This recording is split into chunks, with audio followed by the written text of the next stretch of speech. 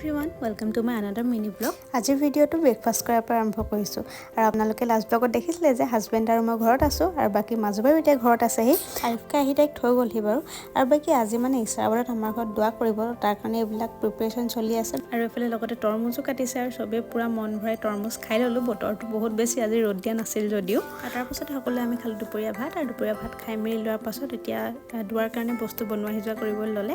আৰু মাজুবাই ভিতৰতে মাংস কাষ্টাৰ্ড এইবিলাক বনালে আৰু বাকী বৰমা আৰু মায়ে মিলি পিনে জুইতে অলপমান বস্তু বনালে। আৰু এইফালে অমু আৰু হাজবেণ্ডে মিলি ড্ৰয়িং ৰুমটো অলপ মুকলি কৰি লৈছে, যিহেতু মানুহবিলাকক ইয়াতে বহাব দোৱাৰ কাৰণে। আৰু তাৰপাছত ধুনীয়াকৈ সকলো মানুহ আহিলে আৰু দোৱা হৈ গ'ল। আৰু তাৰপাছতে এতিয়া খোৱা বোৱা চলি আছে, যিহেতু মই দোৱা কৰা টাইমটো আপোনালোকক দেখাব নোৱাৰিলোঁ আৰু দেখাবলৈ ভালো নালাগে, সেইকাৰণে এতিয়া খোৱা বোৱা টাইমটোকে আপোনালোকক মই অকণমানকৈ দেখাই দিছোঁ।